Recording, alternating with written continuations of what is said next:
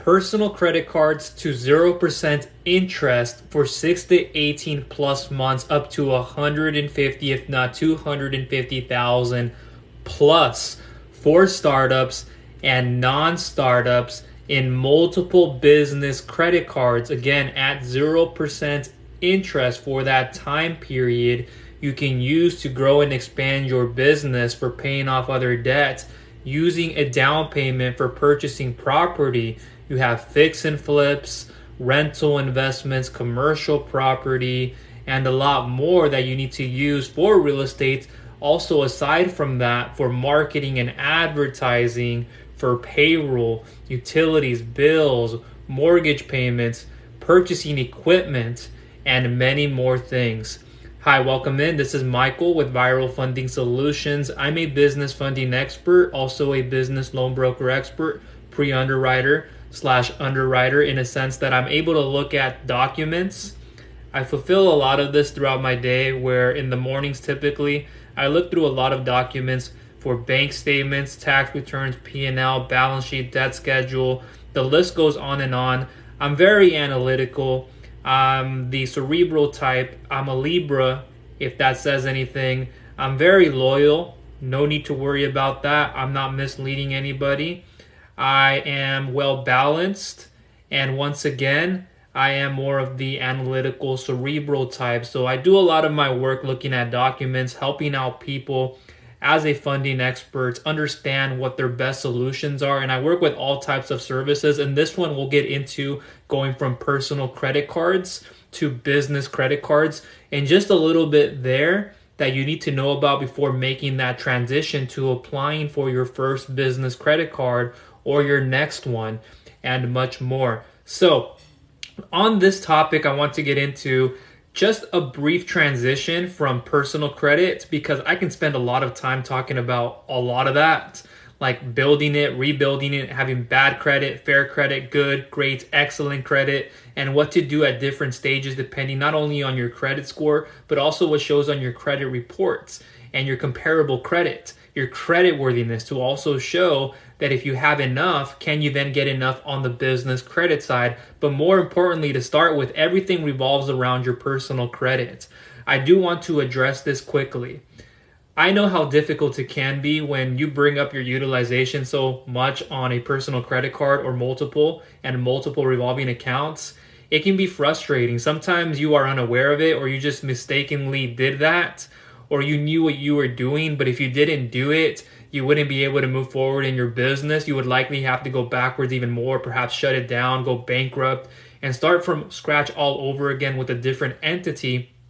And now that you've gone bankrupt, you have to be cautious of that, because that sticks with you. And that's one reason many people get declined, not only for personal credit cards, but also business credit cards. And any bankruptcy, Chapter 7, Chapter 13, for however long, if it shows up on your credit profile, you can, without a shadow of a doubt, guarantee that you will be getting declined for funding with a lot of this. So it all starts on your personal credit side, making sure that you have some reporting trade lines, having at least 2 open revolving accounts, reporting accurately, not closing them down. Even if they are inactive, you have to understand how all of that factors in as a whole. Closing an account down, because that does a lot more harm than any good, and factors into approvals and how much of a wait time you'll need to then go through before you can then transition not only to personal credit cards, but also business credit cards, and even higher tiers of funding from there on out that is not having to do with credit cards. So there's a part of this equation that we won't spend much time on. I've created content on this in the past. I'll try to link it to you down below in the description, also in the bio. But all of this information, again, will be down below. The best place to begin with is my questionnaire form that many fill out. And if you have filled this out, I will get back to you soon if I haven't. And if I have, I will also send you more information just to remind you in case you didn't see it there. Or if you already know it's there, then that's another step. So it all is a matter of transitioning from one to the next. And the first place is the personal credit. Do you have any credit built is what you need to look at. Have you started anything? Is your credit just too low and we need to rebuild your personal credit and have some business credit reporting meanwhile? That's what we need to look at. So everybody's in a different stage. I'm in the high credit score range on all three consumer credit bureaus. I'm up there in the 800 and so. But over here, whether you are there or not, you have to look at what underwriting guidelines will be looked at. It's no different when you go get a business loan from a bank or a non-bank solution. And I work with all these other lenders, the best in the space. So in case you needed an alternative or an addition to business credit cards, I'm able to help with that. I've helped out a lot of people of different backgrounds, industries, shapes, and sizes. And I'm very grateful and thankful that I've been able to help many, and not only in their wealth in terms of the business, the reputation, and the health of it, and the relationships there, but also on the person type of side or the personal type of side, meaning the health and the relationships on that end and improving that. Because seeing the differences here and seeing how much of an impact that's made makes a major difference in their business. And I love seeing the difference you're able to make with your consumers. And I see the differences you make as a business owner and even a small business owner in the economy and the impact that has around your community in changing things. And so it brings me a lot of joy, and through me, you get a lot of my experience, loyalty, etc. And I've been where you are as a startup and as a non-startup, and it can be difficult to navigate. So whatever we're looking at, everybody will have a different place to deploy in a different battle to go through over here. So I won't spend too much time on, okay, now we have to go and add primary trade lines. Do we have to buy primary trade lines, authorized user trade lines? Do we need to get underneath of somebody's authorized as an authorized user account so then we can have and take on their credit, and then that look good for us and use that in the meantime to then ourselves build up our own credit. So there are different phases to this. And then also saying, do we need to add a secured card instead of going for an unsecured card because you couldn't, or you could have, but it would make more sense to take a secured card, turn that unsecured, help you rebuild your credit, and then ask for a limit increase and get a higher approval with a certain card that you wouldn't have been able to do if you specifically went unsecured. But this one, it gives you more advantages because you are already in the door.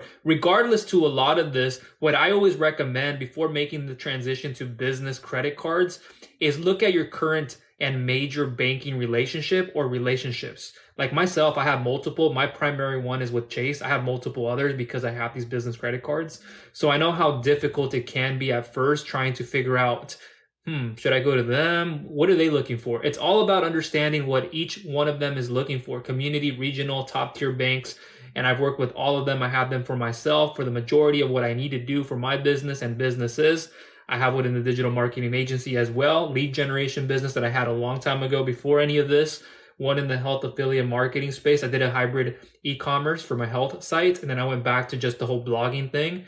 And so I've helped out a lot of people with vitamins and supplements. I have one of them underneath my desk, ergonomic desk chair. I have my seat cushion right behind me, my lumbar for my lumbar vertebrae, my disc and vertebral joints and all this other stuff that I have as we have in our back.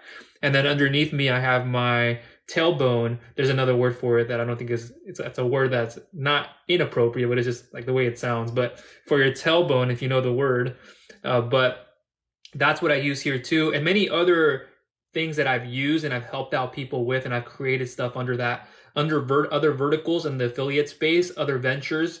This has been my primary focus as a business funding expert. And if you ever see me like stumble sometimes over a word, I'm not a wordsmith. Like I said, I'm an introvert. We have hard time sometimes getting the right words out. It's not necessarily about what, but it's more important about how we say it. So I'm very articulative in the words I use, and I think my thoughts through very well. And so you get a lot of that from me. So you don't have to worry about somebody spewing in your ears and trying to charge you upfront costs. If there's people out there charging you a lump sum, I don't do any of that. You have to question, is it a course? And if it's a course, what comes in it? Are they going to teach me a little bit or a lot? And even if they taught me a lot, like I don't need that. And maybe it would be useful, but for what I'm trying to do now, it's not. And I won't do that. I don't earn until you earn, just so you know this. So I don't get to put food on my family's table and for dinner and none of that unless you are able to get your funding. And that is another word of saying the word commission. I don't normally say that word. I just didn't grow up in that. I went to school. I educated myself. I studied. I played Division I soccer for a little bit. I did a little bit of sociology. Transition right away into chemical engineering. I have a math system mindset. And so I did a lot of classes underneath that. Chemistry is my favorite class. That's one you could say I excelled in. I at a point was going to become a chemist. Like that's the route I was going down. And then I had to make a major change to think about things. And I thought, I wanted to start a business, and so I went down that route and I transitioned. I had already met the prerequisites and more requirements, so then that's where it all came about through the business side. And then I have worked in construction, manufacturing, I've done warehousing. I was even a ramp agent at some point, and that was in my younger 20s. I worked in financial logistics. The company that I was with, a huge contracting company servicing HP and Peace Health in the same building. That company ended up going down under, relieving 50 plus people. Unfortunately, I was one. Budget costs, new transitions, and more out of my control. I had to go back on unemployment benefits and food stamp cards, and that was not a good feeling. Having that EBT card, the food stamps, and government assistance, and it's just not a good feeling. And I could have made a transition to another position, but at that time, I was given some space to start running my business. And so that's what it all came about. And I focused my energy and time into that. And I wasn't earning in the first couple of months. It was over time and getting all the tools and components together. And so I know how difficult it is to figure out what you need in your business as a sole proprietor, as an LLC, S Corp, C Corp, and what are the different advantages, tax advantages and trade-offs, and writing things off and reporting less of a profitability, and what that means in terms of lending, improving cash flow, profits, EBITDA. I do that stuff as well and much more. So there's more depth to me. Anyways, back to the subject, personal credit cards. What you need to also be cautious about is having, I would say, more than 3 inquiries in the last 6 months.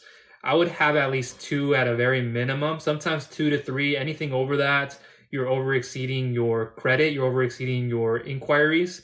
And that's when you're trying to get at least a personal credit card for the majority of times. You want to have anything underneath 3, even anything underneath 2, have completely nothing. That's going to help you at most. And making sure your utilization is low enough. There are different factors that go into utilization and what people look at differently, but I would normally say not even 35% in this market. I would say anything under 30%, and through experience and through helping others get personal credit cards at whatever level and interest to start and non-start. So anything underneath 30%, underneath 35%, realistically, you are in the green. But keep in mind that you want to keep your inquiries at least a 2 to 3 minimum. I would say at least 2. Anything over that just makes it harder to, especially when you're trying to go to those larger banks. And so with that said, the other part of this is factoring in that you don't have any missed payments. Anything in the last 2 years regularly is it. For anything, even on the business credit side, you do not want to have any missed late payments in the last 2 years. When you go get like a personal loan, things like that, perhaps within a year. And with personal loans, you don't want to have normally more than 6 inquiries in the last 3 months. We're being a little bit more flexible in those inquiries. Sometimes that changes. It could be less. And when it's less, that also factors into getting you a better approval, because it's not just a lot of recent activity. And we have to be cautious, even without that credit that you took or whatever else you took, that's reporting as an installment or revolving on a revolving account and all of that. So the comparable credit, though, is what's most important. So you have the late payments, no bankruptcies, charge-offs, any of these derogatory marks you do want to get rid of right away. And if you do need to remove and dispute inquiries, and we need to do that, that's something that you're open to. And not only on the inquiries, but you're looking at the late payments and you're trying to dispute this and figuring it out, but you're making mistakes or you think you're going to take more time. What I've learned as an entrepreneur / business owner is leveraging your time and even energy is what's most important. If you can do something that is convenient to you and invest into something that'll give you a high enough or enough of an ROI from it, that's what you need to look at instead of thinking, okay, what are the costs? What are the interest rates? It's not about the costs. It's not about the rates at any level of product, to be honest with you, as the rates are increasing now, prime rates, but not just prime rates. Plus that, there's also other products with higher APRs or higher factor rates, total paybacks. That's just how it is in the market. It's going to cost more to borrow, but what are you doing with that money? It does not matter if you just keep taking personal credit cards to continue to keep your costs low and you just keep paying down expenses and you haven't restructured anything, or it's just that's how it's going to be for a long time. And your business, and you're not using these personal credit cards for fueling growth and expansion and increasing those current profit margins. Where are you now? 5%, 10%, trying to move to 15 to 20%? How do we go from 5 to 10 and then 10 to 15, 15 to 20% plus? What are the markup costs? How much does it cost to sell this item versus how much does it cost to produce? What are the cost of goods sold?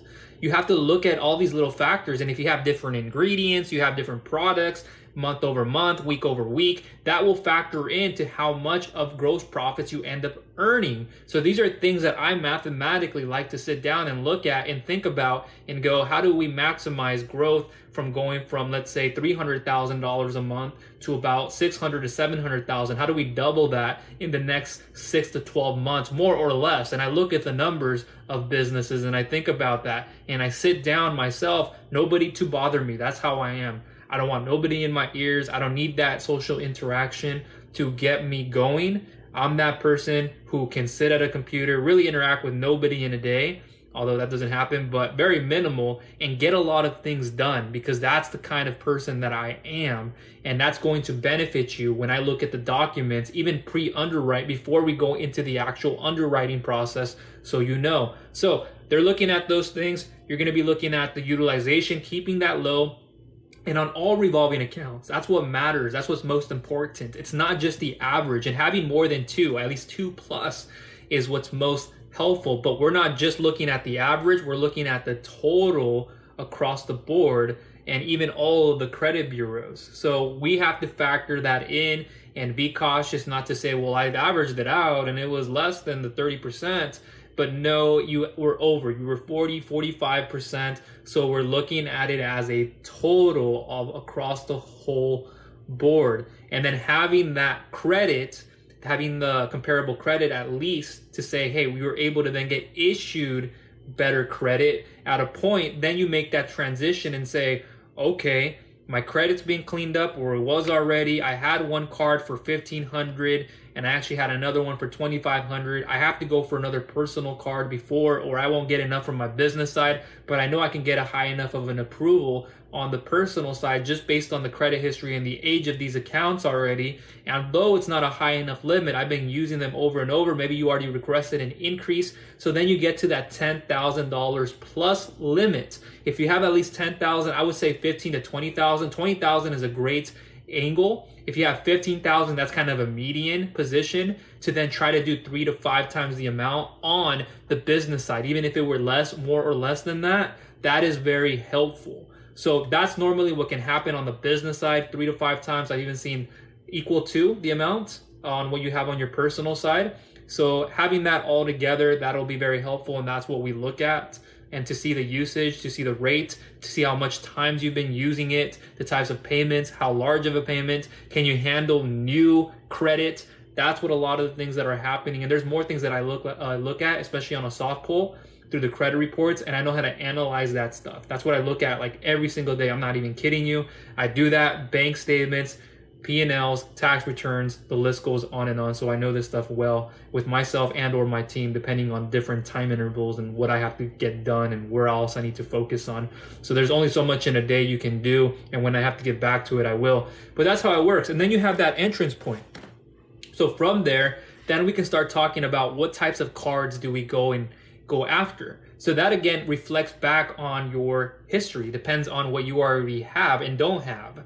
So you could have already taken a Chase card, an American Express card at the same time, Experian pulled, and then you have an Experian TransUnion pull on the American Express side, even just an Express pull, an Experian pull, excuse me, I'm getting the word Express and Experian here.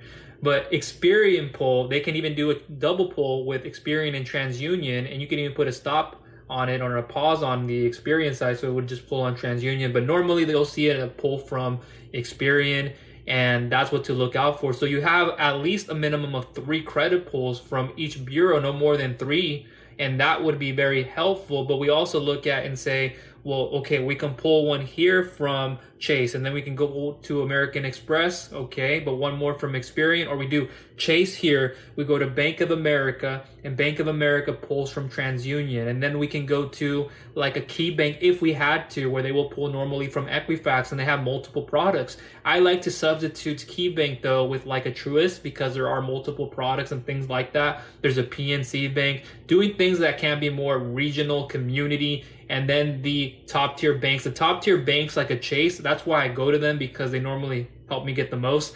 And they're my primary banking relationship. I have these other ones now, of course, because I have my own business credit and stuff like that on the personal side. But because they are able to do like 100,000 between 1 to 2 plus cards, that's what's most efficient to do. And then over time, increasing the limits as well as asking for more credit over time, getting those limit increases, coming for another round in 30 days, more or less, getting the hard pulls off because they're not reporting primary trade lines on your personal side. They're not tied to any of those open accounts. And then you can rinse and repeat the process. And that's how people end up getting the most amount in business credit. And there are different credit requirements to a lot of this. I won't go too much into depth on it. I just wanted to cover more on the personal to business, but I'll give you a little bit there, and more information will be in the description and in the bio. But normally what we look for when we're doing the whole business credit card and stacking, this is what I do a lot of. I've done it for myself and clients many times. I actually have quite a few today that I've done and processed, as well as those that are just getting started and those that are between the process of going through it.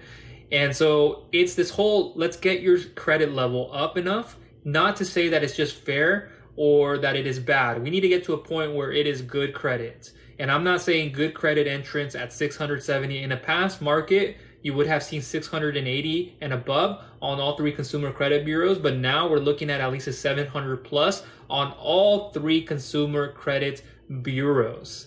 That's what we want. And if you don't have that, the question then becomes, can you increase? Can you repair your credit? And once you repaired your credit, how much time did we need to wait to do this? Can you get a credit partner, perhaps a business partner that owns at least 10% of the business? I would say more, the better, but just depends on how much you want to give them and what you're trying to do with them. But do they own at least 10% of the business? And they'd have to own a business. If they weren't a part of yours, is this other person a business owner, or what percentage, or what are they on the operating agreement? What percentage do they own of that business, that if they had at least 10% plus, were they willing to help you get the credit? That's how you need to look at it. If you know of a friend or a family member that owns another business, or somebody else who's willing to be an acquaintance in that way, you don't have to put them underneath your operating agreement to be able to do that.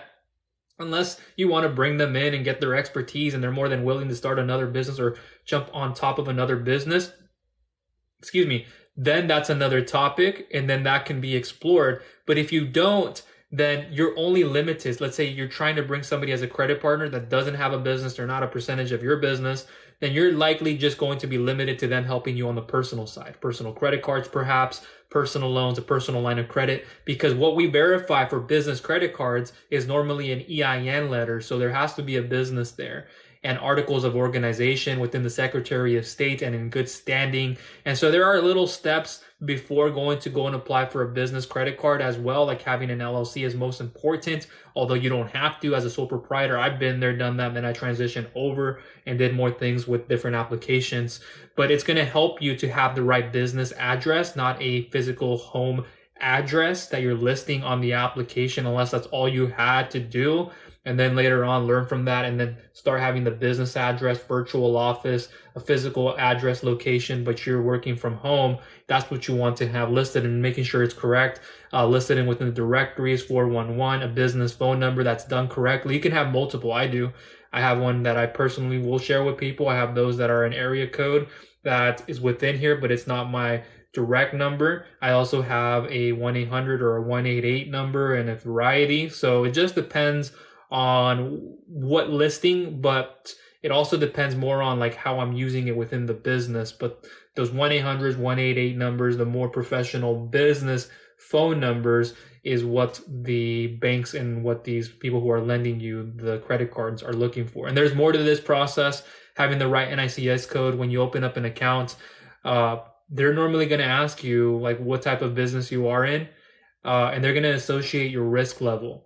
So an NICS code, it just really determines, and you can do a quick NICS code search online and find that number associated to your business. So putting a name like John's Trucking LLC or John's Trucking, the word trucking in it is super high risk.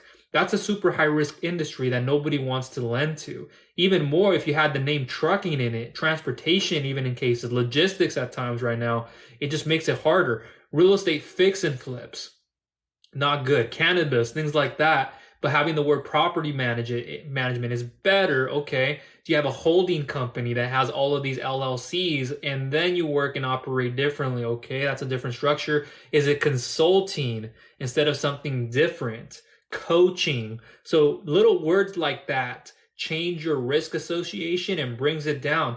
All of this is about overhead, expenses accumulating over time, if not already. That's what the banks, I always use the word credit community.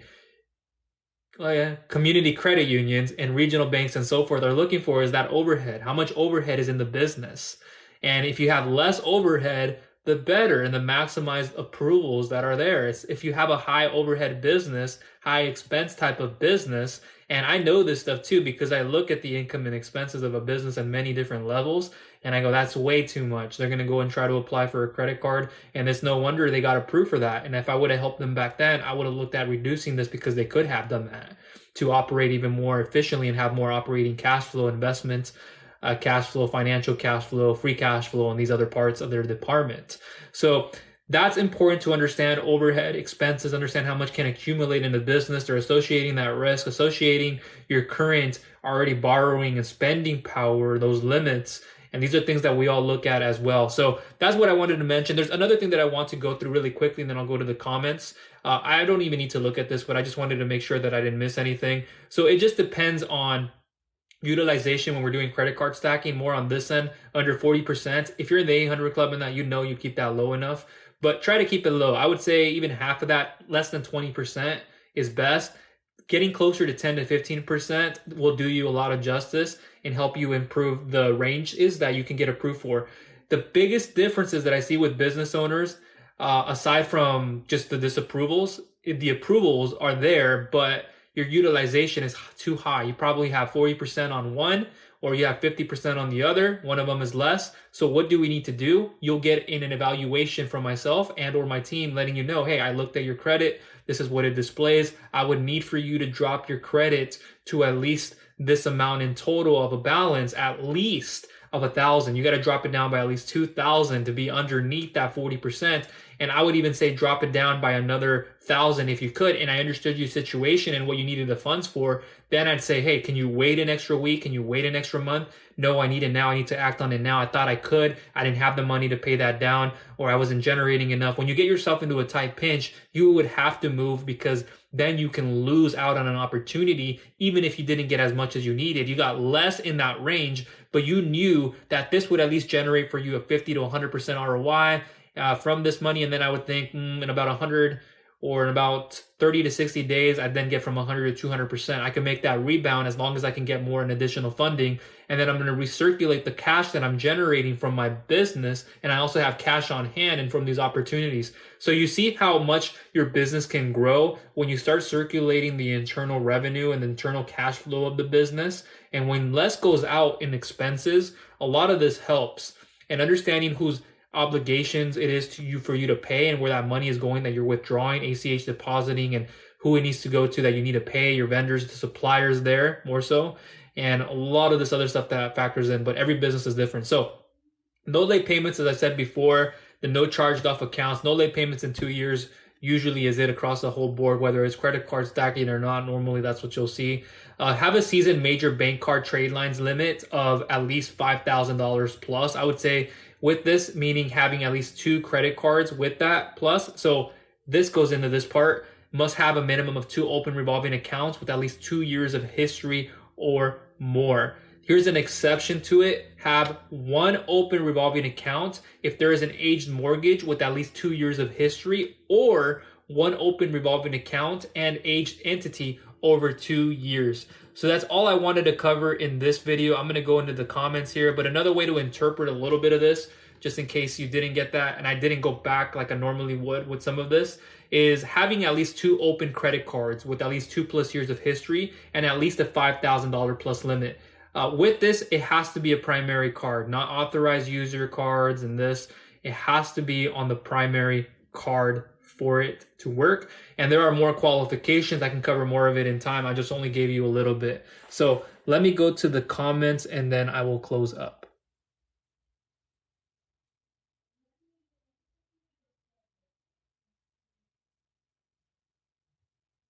The topic is on credit card stacking, and some people ask, well, people come and go from it, but this will be usually uploaded onto the YouTube channel in some time. So whether there are many people in here or not, I make use of this video on many channels normally.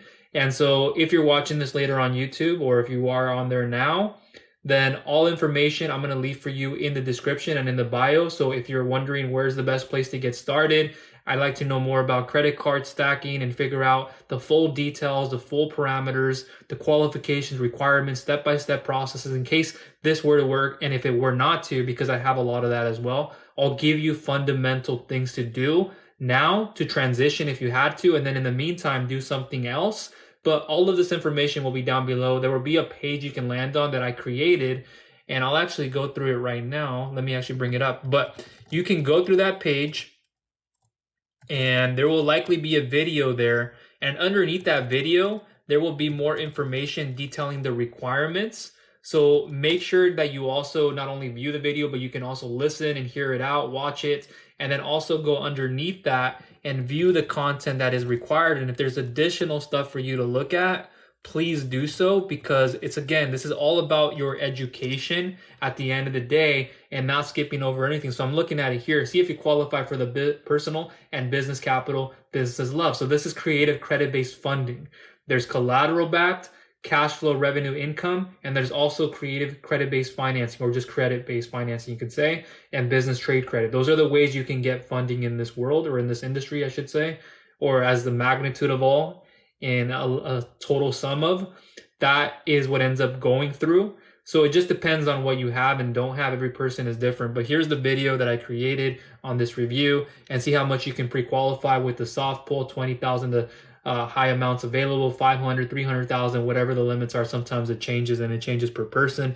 And so I kind of go into detail here. You are eligible if you have this in terms of that, in case we're looking at a specific type of a service, the scores that are required, how to qualify for a specific thing. If you don't qualify, what you should do, and what are the alternatives, the key benefits of working with myself and with us, and why this is your best solution to go for. There are many reasons for that. You'll see there how it works in normally 6 and fast, simple steps. You'll see that some results there, or what's been proven to work there, and then about us a little bit, and then a little bit there of a quick start, as well as an intro to who I am.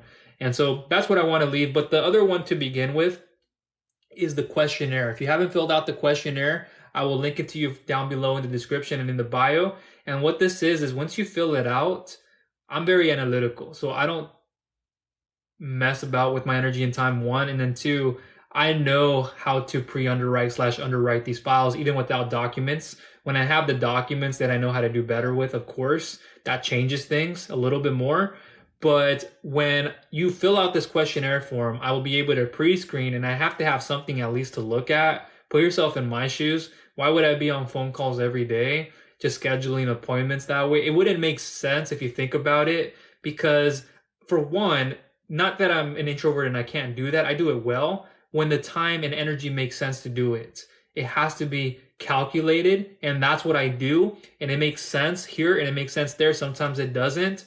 So this allows me to pre-underwrite a file, and when you fill that out, I'll be able to share with you a very highly personalized and customized email response, even with the PDF included, showing you your best funding option and options thoroughly broken down, detail per detail, line per line, one not missed. I've iterated this so many times, and it's customized to you, so I know what works and what doesn't. And even if you wouldn't qualify, you at least know consciously and on a subconscious level, you can walk away with that, at least know, hey, Michael showed me what I wouldn't qualify for, and he showed me what I could. He even showed me a few options, and he told me he wouldn't recommend the second or the third or whichever one that is, but the first one is it.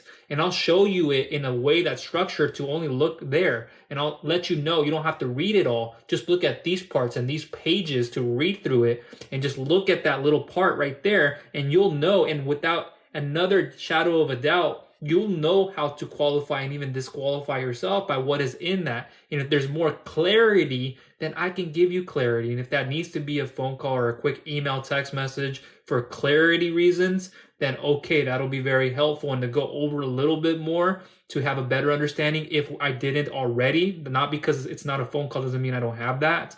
That's not how it always works, especially in this side of the financing and this side of the lending. It's already non-traditional, and it just again has to make sense for me to be able to do that. And I can walk away from this knowing that my skill set is talking. That's not my skill. No offense to those of you who are wordsmiths, who your maybe primary language is only English. Mine is. I have Spanish too that I speak. I'm fluent. I grew up in Orange County, California. I'm Salvadorian, Mexican American. I have a younger brother. There's 4 of us in our family. And I'm so grateful if they've been supportive of us and my academic career, working career, and having to go through my ups and downs in different parts of my life. Not everything is linear. It happens. And so that's the case. And I just wanted you to know that. And I take the time to look at actual documents. So where I can wake up every morning and you ask me, do I get fulfillment from this? I've asked other brokers, do you really get fulfillment from what you do? What do you mean? What's your day-to-day look like? Well, I wake up, I have a list of numbers to call. Oh. Well, I don't make that expression. Oh, okay. And how's that been? Well, it's been work. No. How does it feel to you to do that? Like, what does that bring up in you? Well, I feel defeated. I feel tired. It's not really my thing, or it's what I've been doing for a while, but I wanted to get away from that. Why are you still doing it? Well, because I didn't know any other way. Nobody else has shown me another way. Well, what if I did? Well, for one, I'd show them, but then secondly, they probably wouldn't be able to do what I do at a level that I'm able to do it, and they'd get impatient. They wouldn't understand how to do it correctly, and they would have to do a lot of iteration. See, that's the advantage you get with me. I'm the analytical type. I've already explored and iterated these other businesses, unlike others who don't iterate those. So that's something to pay close attention to. The next time you work with somebody, you ask yourself, have they done anything like this before for themselves? And have they actually resulted in producing those results? I have those on some of my pages here. If you guys go to Viral Funding Solutions and you clicked on the bottom, there's a how it works. There's a questionnaire form that you can click on. That's primarily where I have a lot of it. But I have had more results generated. There's only a handful that I put on there though. And over time, like I said, I've been able to do this for myself, and I can rely on the business credit cards instead of just the personal credit cards or just getting loan after loans. It's not just getting a longer term. It's not going to make up for a bad business, getting a longer term. It's just only going to take more time for you to then recover. So it just matters more about, can you take that funding and do you really know your ROI within the next year, within the next 2 years? That's what you need to look at. And can you pay the money back if it's a loan as quickly as you can? A lot of people are sucked into 20, 30-year terms because they already are having a hard time paying off other existing debts, or they're already having a lot of troubles, or they know because of their history, they only have one thing or two things to look at, or from what some others have told them, that you need to get a 30-year term, 20-year term, 10-year term, and that's going to solve all of the problems. What happens when it doesn't? What happens when you run out of funds, or it's just spread out over so long that you wish you would have paid it off sooner, even if the interest was lower? There's a time and a place for those loans, but they are not for everybody. I couldn't tell you how many times that I've shifted people's beliefs when I really dig into their numbers. Like, if you're afraid to give me your numbers, like, you don't have to give it to me entirely. I won't always ask for that or do that. But hey, this is going to happen in 6 months. You'll stabilize coming up in November. In November's month, you're going to have an additional 20 to 40K per week because of this equipment, because of an extra 2 clients that you brought in that are recurring clients that haven't turned over, and you're actually giving them more product on the back end and producing more from those 2 clients. So if you got an additional 2 more clients, you're going to be able to increase your revenue more, and it's per client per month. This is how much they're paying. You got to understand that stuff. And if you don't, this is why you get into those problems and you run into them and start to think about, well, I don't know, I think I did everything, and there's something in that business that needs to be changed, whether it's what you're doing in your position or it's somebody else, or there's a part of that operation or operations that it's too variable of a cost that's costing you a lot of money. Or if it hasn't started yet, you're unsure about with this variable that's unknown. If I put $10,000 in, am I going to get 20,000 in return over the next 2 to 3 months? If you're not thinking like that already, like I have these plans and looking for funds, of course everything to you is going to seem expensive. And then you have other debt. I have a lease on equipment. I got a property here. I got rent that's increasing. I have insurance costs. Now I got to pay about $7,500 at the end of every single month for this amount of time. You think I can take on an additional $4,000 to $5,000 a month payment, or an additional $230 a day, or $1,500 weekly repayment, or whatever it is? Or if it's stretched out over a longer term, can you even get that?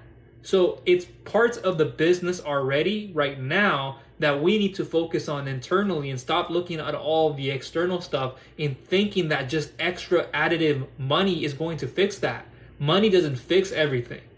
Sometimes it does. Of course, it'll help you to pay things down and continue to keep your expenses low enough to then generate more revenue. Yeah, there's a time for that. But if you're not calculated in that, if you don't keep track of all those expenses in that column and that income coming in, and knowing what exactly cash flow you have month over month, day over day, week over week, bi-weekly, monthly, per quarter, you should be keeping track of this stuff very carefully and know where to scale back if you had to. But if I scaled back, then I wouldn't be able to jump on a new opportunity, Michael. But you just give 50% or 60% to here. You have the suppliers there. You're in retail now, and you're paying them a huger percentage of your profits, and a lot of your cash flow is going there.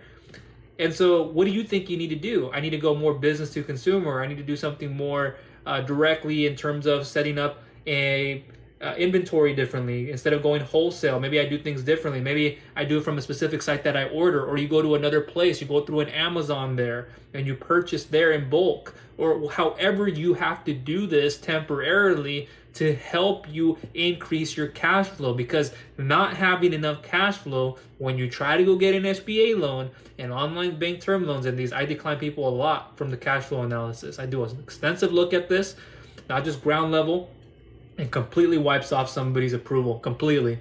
And somebody will come to me and go, well, if I didn't do this, well, I'll pay you, Michael. I'll give you money to do this. Just give me an opportunity. Even if I were the lender, which at one point I may become that, and I might just jump over the whole underwriting phase and just go into the whole lending phase, I wouldn't give you money. Like if I knew you, if I knew your past, if I knew your credit and your track record, the credit worthiness, what's been your past with installment loans, like this hasn't worked, or you haven't had enough history to show me that you can handle this amount of money, even if it's just $10, $20, $5,000, like it's going to be hard, even for a friend or a family member. At a point, I'll probably get them a little bit to prove to me that they can not only sustain making payments, and they can withdraw the money enough of for what they need to do, or deposit enough of it, but can they sustain using it for expenses and for income growth? Can I see a percentage of this going here first? Don't spend it all on this. Spend only $500 here, split it in half. $500 here, $500 there. But if I didn't, then it wouldn't pay down. And I need to know too how you're going to be doing month over month. And in a shorter term, I need to know that. I know that you can put a lot of money here, but I need to know, to get my return on investment for the next 1 to 6 months, I need to know you can do this immediately. And if you were put in a situation like this where you had to divide your money evenly or more to one side, could you do it? I don't want to wait 12 months, 2 years for you to then rebound. Sometimes it's okay, but there's a lot of little stipulations to look for. So that's where I want to leave anything. I'll give it about 30 seconds if anybody has any questions. Oops, excuse me. How can I secure this fund or funding for my business? As I just went into, I'm sure you heard it, or if you're not here anymore, and for everybody else in here, and I'll get going in a second. Bio, link, click, description down below if the replay is on YouTube later. And it should be one of the two links, first links. The first one I think should be the questionnaire that I'm going to put, or it could be the credit card stacking side where you'll come to a page and you'll see it more. I have it open on my screen. So one of those two links, the best place to begin, I normally would say, is the questionnaire form, because I'll show you the credit card side. I'll show you the personal side. I'll show you everything else you need to know. I'll show you everything on the credit, collateral. I'll show you on the cash flow, business credit, and many other things that you wouldn't have seen. This is going to be like a PDF resource here, and this is what it'll likely be, that you can tap into and reuse it. Just imagine that, having a PDF, having a place like just an email put together of all of these different options for you to have, and just mouth-watering all in there thinking whether I can or can't get this. I know what I'm going to do. Once I go from here, I'm going to move there because you're not having to trip up and buy all of these courses. And people come up to me all the time and go, well, hey, I didn't want to pay for that $5,000 course just to learn all this. I mean, I could learn this for free, or there's exclusivity that I'm not charging, at least now, and I don't think I'll be charging this for in the future. But that's the best approach. Other people, when they charge you for stuff like that, if it's worth it or not, you have to think about this as a business owner. I know exactly what they're thinking because they're making money on the front end. If it's not in the consulting package and it's not processing the application fees and all this other stuff, they're giving you a lump sum on a course that you have to buy into. They're making their money on the front end enough to be able to sustain their growth. And I get that. That's all part of business, but you have to make a calculated decision if you're going to spend that money. But they haven't even gotten me the credit lines. They haven't even gotten me a loan yet. What are they going to charge me there? Oh my, did you think of that? Because 5,000, whatever it is, 10,000. Oh, but I just see they're making their money whether they helped you get something or not. At least you're in the door. Does that make sense? So in this industry, don't be fooled. I'm not doing that to people. I have the value ladder created in my business where I can go to different back end, middle, and front end and put a pricing on this stuff and have you pay for it. And people would be more gladly to pay for it. But I'm not doing it right now for many reasons. So it's best to take this approach and get in while you can and do it the correct way. Otherwise, you're going to be finding these other places. And it's such a shady industry, guys. Like, they're disguised by someone else. You see this lender, you thought they were a lender. They're not a lender. They're actually working with this person that I'm working with directly. And I have that better personal and business relationship with that. I've worked with them so many times and helped out people get maximum funding. I know those things. I don't just say it. I have all the emails, the phone calls, text messages on this stuff that I can verify this stuff. And it's there. And it's confidential conversations, of course, that I can't, and it's like showing an email and bank statements. I can't really get into all that. But sensitive information, I don't release that to others. It stays between you and I until we go into the whole application phase. That still stays between you and I and my team, the lender. That stuff is sensitive information that you can bet 100% that isn't dispersed to other third parties, or this isn't spent in a way where it's going to hurt your credit or it's going to decrease your chances. And in this industry, again, guys, I can't say it enough, and I'm going to end it here. There are too many people who are buying things that they don't need, too many people getting on calls and people charging them on what? Like, that's stuff that I could have learned from myself if I would have taken the time, but you're paying for convenience. And some of this stuff is exclusive. Like, I have my internal network, so you can't find it all. And since I've had all these banking relationships and private lenders and investors, there's only one way to get that information, and that's from me and communicating that with me. But everything changes in the market consistently. I'm in these meetings with them. I was in one earlier today, very quickly while I was working, listening, just that. But yeah, that's all I want to mention, and make the right calculated decision. If you're a business owner, that's what you should be doing, is making the right calculated decision. It does not matter for what your use of funds are at this point. It's just making that calculated decision in terms of the way you think already. Yes, it matters on how you use your funds, so let's not say it doesn't, of course, but what I'm saying is calculated in terms of your thinking, your in ways of comprehending, in ways of compartmentalizing this stuff, and moving forward with it with the correct understanding and not wasting anybody's energy and time, because I'm not up for that. I'm not a disloyal person. I'll be the first person to tell you that I don't like being that person to have to chase anybody or be like, I don't roll my eyes, but seriously, like, it's been 3 days and they said, oh, I'll get back to you, and nothing ever happened, and they wanted to, it's not like they meant it to, something came up, but then there's more excuses, or just they forgot about it and now they're doing something else, and they come back to me like, now I have to restart again and ask them the same question. And see how redundant it seems sometimes? It's okay to clarify, it's okay to say it over again, but when I have to do it over and over and over, I've had to do that with some people. Like, let me tell you this, my goodness. And it's not age, it's not technology at a point, it's none of that. It's just comprehension. It's just simple. Can you open up an email and read that? And if people cannot do that for themselves, I have a lot of like, wow, like, I don't want to use the word sad, but I feel like I just pray for these people, because I wonder where they are. Like, one thing to know about the business, but where they are in their, like, I get we go through a lot of stuff on our personal side, but where are they there? Like, have they worked on their health, their relationships? Like, you don't have to be at a high enough level up here. I'm at that now in my life where I worked on personal development, not just the business or as the entrepreneur, putting on a nice coated suit. I don't got to do that. When I at times will, I will, but I'm a casual dressing type of person, other shirts that I wear, of course, and I'm not going to go too much out of my way. That doesn't mean I'm not presentable and that I don't know my stuff. And so having built this up here, guys, is what's number one. People will tell you like nothing really brings me down. Like there could be something that happened to me indirectly or directly in a way where others would be upset about it completely for a long time, or they would just dwell on something, or they would just take a very negative impact against it, where I would go, okay, I won. Because I look back on it and go, I don't regret anything that happened or what I did or how my actions unfolded. I did that correctly. I thought my thoughts through. Now, what did the other person do? So I never walk out of things with like an upset mindset. I'm always positive. I'm always usually smiling when I go out or hang around my cousins and friends and family. I do have that serious side, of course, to me too, emotionally controlled and balanced. But when someone gets upset with something and it's so little, I get it's to them a bigger deal, or this could make a big change in the future that's going to add up. But you have to live in the moment and think nothing's ever too big. You can't dwell on something so little and let that affect your day. And you had a bad day. A little mistake or a little problem should not determine your day, whatever part of it is. It's not enough to let somebody upset you. You shouldn't get upset about somebody else's actions. Only control what you can control, because there's going to be people out there who don't have themselves together personally.